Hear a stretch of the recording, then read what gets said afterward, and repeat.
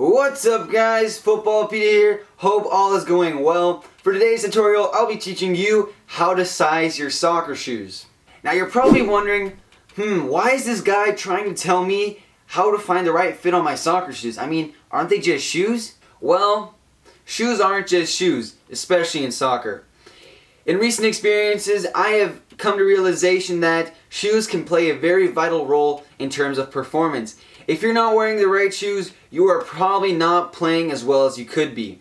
And if you're going out and looking to spend around $200 to $300, especially if you're buying the high-end models, you do not want to be buying a shoe that does not fit you well. Therefore, and really to maximize the potential of your shoes, stick around and listen to what I have to say. To properly size your soccer shoes, there are three main things you must consider. Consider the fact that your foot may or may not grow, so age. Number two, the type of shoe you're looking at, more specifically the materials. And then lastly, figure out how wide your foot is, if it's more narrow or if it's a little bit of a wider foot, since that will definitely influence what kind of shoes will fit you and what kind of shoes will not. Whilst I was working in the soccer store, so many times did it happen that parents came in with their children saying, "Oh, we bought a pair of soccer shoes roughly a month ago and now they've grown out of them. And now we're here to buy new ones." I mean, and I was thinking, well, that's approximately $60 every month you're wasting on a pair of soccer shoes that could last them easily 6 months. So, the rule that we use for this, at least when we're sizing children who still are growing, we usually look at a full thumb in the front. If you know that your foot is not going to be growing, you can look at the shoes to be relatively tight, however not too tight as you can see on screen right now. So probably less than half a thumb, maybe a third of a thumb or so. Now that you are able to determine how long a shoe shall fit, so the thumb rule of course, materials will play a very large role in how that shoe will actually fit. On the market these days, we can typically distinguish between a couple of different materials. First off, you'll have your standard synthetic. Well, you have something that's advertised by Nike as Flyknit, but also now used by Adidas, which just branded under the name Primeknit. Flyknit right here. And then lastly, you'll have your good old classic leather shoe. When you're looking at a shoe that is using synthetic materials, that shoe will definitely not stretch over time. So the shoe that you try on in the store or order online, and the first time you try it on, that's the way it's going to feel down the line.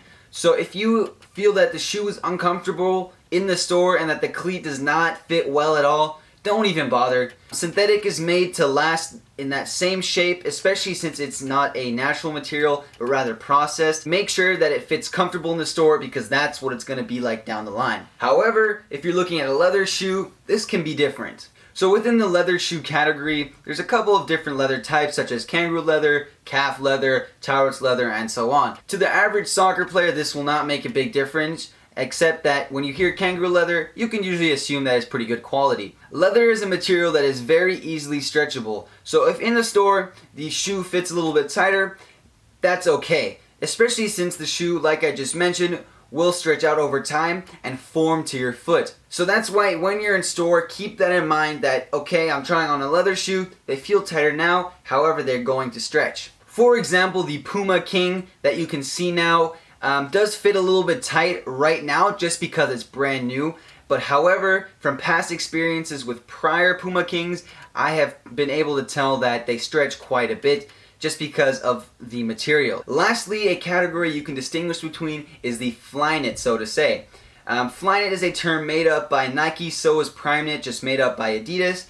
And what this is, it is a machine woven material that is supposed to mimic the stretchability of leather, but still give you that tight feeling of a synthetic. Now, from personal experience, I can definitely say that this holds true just because I have bought Magistas, the Magista Obra, a Flyknit shoe by Nike, in the past, and it does stretch quite a bit over time. At first it was hurting quite a bit and I was scared that they were too tight. However, I gave them a chance, I wore them a couple practices and they did stretch. So when you're buying Flyknit, I would look at it similarly to leather, just because if they do hurt in store a little bit, they will stretch. So make sure that lengthwise they fit fine. However, they won't stretch a ton and they won't overstretch such as some leather shoes, so that might be a viable option. Lastly, you want to figure out what sort of shape your foot has. You want to figure out if it's a little bit wider or if it's a little bit narrow or if it's just right in between. Because this will distinguish and determine what kind of boots you can actually wear, because some boots are more catered towards wider feet and some are catered towards narrower feet. It is really important that if you have per se a wide foot, you don't try to squeeze your foot in a very narrow shoe. This will cause extreme discomfort. And also what I've seen a lot of people do is if their child or if they themselves have a wide foot, they just go up a size and then say that it fits, because it's obviously, since it's a size longer, it's also going to fit wider accordingly. However, then you'll have a shoe that's way too long and you'll be tripping over your feet just in order to compensate for a wide foot, and down the line I do not think it's worth it. So when you're buying a shoe and you have a wide foot, just to go along with the example that I used, make sure that you're getting a shoe that fits both lengthwise and widthwise. So a good option if you have a really wide foot would definitely be the Copa Mundial.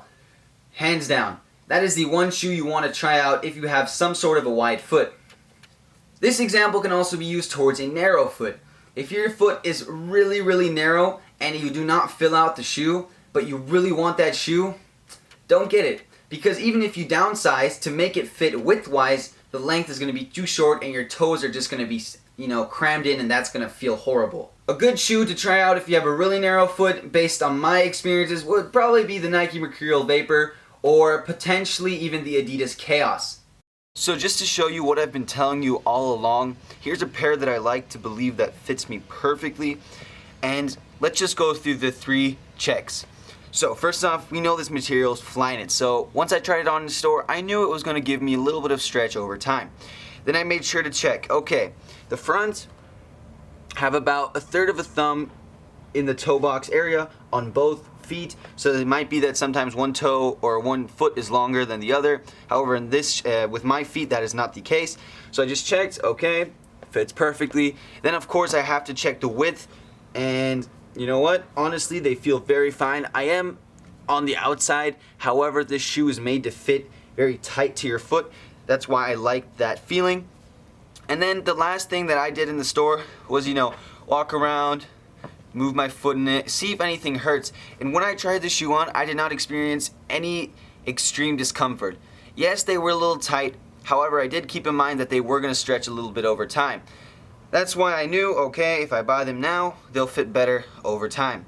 Just as a reference, I've had these shoes since April. That is quite a long time, and they still fit me just because I made sure that the sizing was proper once I bought them. Just as a quick recap of this video itself, make sure that you figure out if your foot is still growing or not. Of course, you can't, decide that if your foot is growing or not. However, you can kind of guesstimate depending on the growth in recent times.